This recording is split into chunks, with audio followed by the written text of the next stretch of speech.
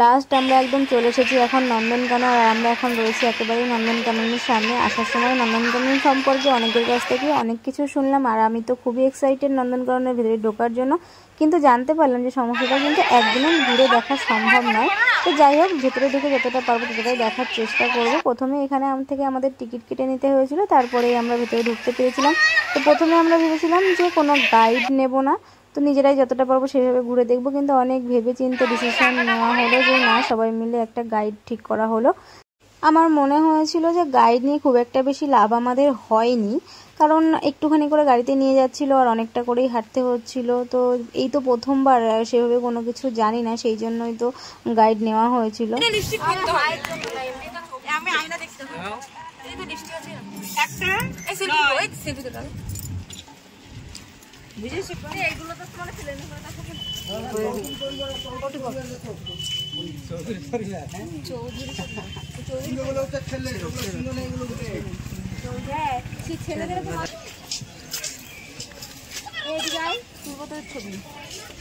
এইখানে একটা দেখ খাচ্ছে,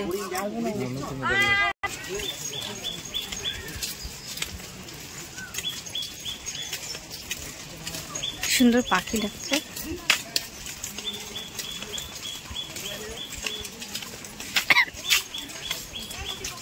তো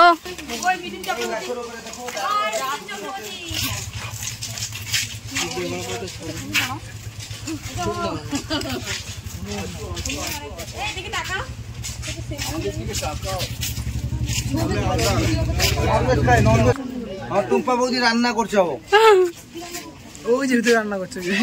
কই ওই যে ওই যে ওই দেখ, ওই দেখ, চল রান্না করছে, রান্না করছে।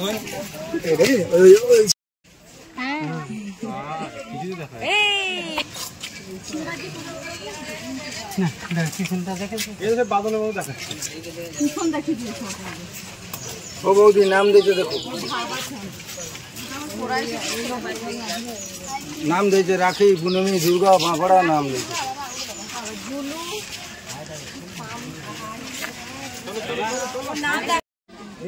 দেখলে হয়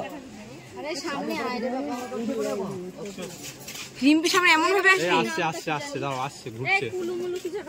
বাবা কত বড়, অনেক বড়। অরুণ বরুণ, এ অরুণ,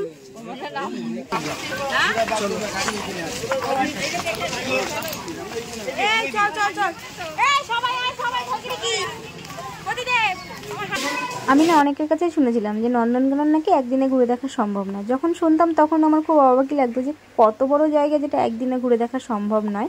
তো ভিতরে ঢোকার পরে সত্যি কথা জানতে পারলাম যে এরিয়াটা এতটাই বড় যেটা একদিনে দেখা সম্ভব নয়, তোমাকে এক একটা সাইড দেখতে হবে।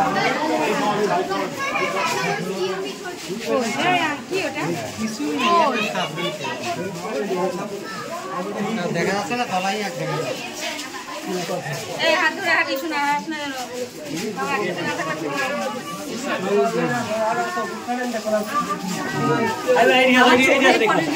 ওইটা একটা গাছের উপরে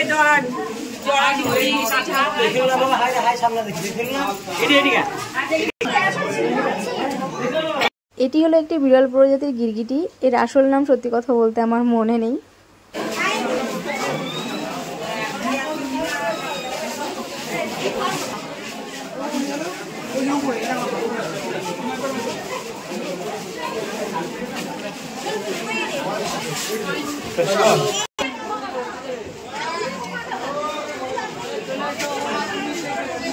বাচ্চা ওইটা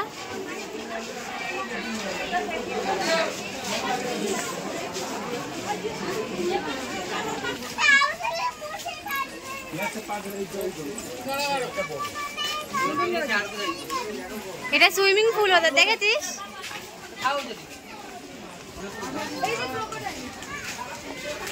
এ জানতো তুই না মোরা, এই জানতো এই তুই কি লেতো সামনে মতো ওই দেখছি আবার বলছি পাইলেই হবে, রাতের ডেটা ভালো হবে না। ওরা হচ্ছে পোস্ট ওরা এমনি জলহস্তী, কুমির, সাপ, কচ্ছপ সব কিছু মানে অনেক কিছু বাইরে দেখে এসেছি। তারপরেই চলে এসেছি লাস্ট আমরা বাঘ দেখার জন্য। তো এই বাঘ দেখার জন্য আমি কিন্তু খুবই এক্সাইটেড ছিলাম, কিন্তু যতটা এক্সাইটেড ছিলাম ততটা মজা আমি পাইনি, কারণ আমরা গেছিলাম দুপুর টাইমে, তখন না খাওয়া দাওয়া করে সবাই ঘুমাচ্ছিল, মানে সব প্রাণীরাই বেশিরভাগ ঘুমাচ্ছিল। তো দেখতে পাচ্ছ কিনা জানি না। তো ওই দেখো মানে হালকা দেখা যাচ্ছে যে ওই যে একটা মাচা মতন করা আছে, ওর ওপরে উঠে বাঘ ঘুমাচ্ছে। প্রথমে তো আমরা অনেকেই ভাবছিলাম যে মানে আদৌ জীবিত কিনা। তারপরে মানে যে আমাদের গাইড ছিল উনি বলছিল যে না হচ্ছে এখন ঘুমাচ্ছে, ওদের এখন ঘুমানোর টাইম। তো এখানেও একটা গাছের ওপরে ছিল, এখানটা চিতাবাঘ ছিল গাছের ওপরেই। তো এখানে ভালো করে পরিষ্কারভাবে হয়তো দেখা যাচ্ছে না। তারপরে লাস্ট আমরা চলে এসেছিলাম এখানে হাতি দেখতে। সত্যি কথা বলতে আমি হাতিগুলোকে দেখে না একদম সত্যি ভেবেছিলাম ওগুলো হচ্ছে কোনো মানে স্ট্যাচু টাইপের এরকম কিছু। তো সত্যি মানে একদমই নড়ছিল না, বাঘটা যাও একটু নড়ছিল কিন্তু হাতিগুলো একদমই নড়ছিল না। তারপরে আমি জানতে পারলাম মানে হালকা একটু কান নাড়া দেখে আমি মানে আমার ডাউটটা ক্লিয়ার হলো যে না হাতিগুলো মানে আসল মানে জীবিত হাতি। তারপরে এদিকে আমরা এসেছিলাম সাদা বাঘ দেখার জন্য। যাক এখানে এসে দেখতে পেলাম যে সাদা বাঘ কিন্তু ঘুমাচ্ছে না, ওই যে হেঁটে বেড়াচ্ছে দেখতে পাচ্ছ, আশা করি তোমরা সবাই। ওই যে দেখো হেঁটে বেড়াচ্ছে, আমরা মানে অনেকটাই দূরে ছিলাম।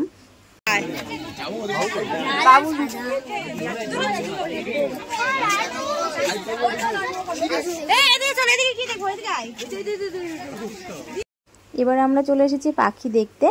আর মানে আমি যতটা ঘুরে দেখেছি, যা কিছু দেখেছি, সব থেকে বেশি আমার এই পাখির যে জায়গাগুলো ছিল সেটাই আমার সব থেকে বেশি ভালো লেগেছে। মানে এত প্রজাতির এত মানে নতুন নতুন পাখি দেখেছি, তো আমার সত্যি পাখিগুলোকে না দারুণ লেগেছিল। প্রথমে দেখেছিলাম ময়ূর, এখানে দেখো কতগুলো ময়ূর। আমি না অনেক ছোটোবেলায় ময়ূর দেখেছিলাম একবার, আর এই দেখলাম মানে এই সেকেন্ডবার।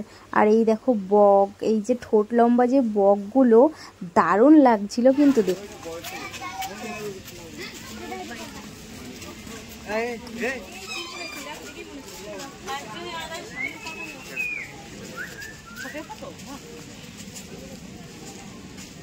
এই দেখ মাছ খেতে যাচ্ছ, দেখ দেখ দেখ দেখ দেখ দেখ, এই দেখো এ দেখো এ দেখো মাছ খেতে যাচ্ছে।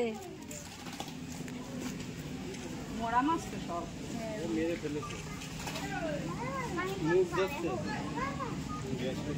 জল খাচ্ছে। এর গলায় কি চলছে? এটা একটা ছোলার মতো কণ্ঠ ওইটা মুখ ধুয়ে উঠে গেল। দেখ শোনাই শেখ ওদের গালে গন্ধ কম আছে, খেয়ে মুখ ধুস।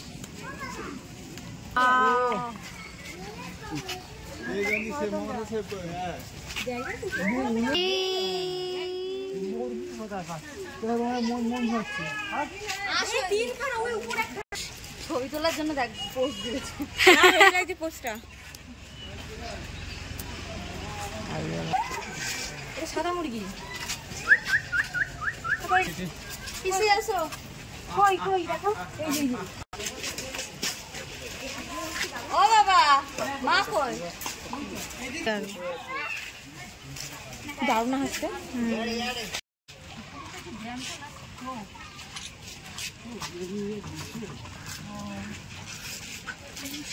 তিনটের মধ্যে গাড়ি ছাড়বে তাড়াতাড়ি। বেরো বেরো, আড়াইটা বেজে গেছে।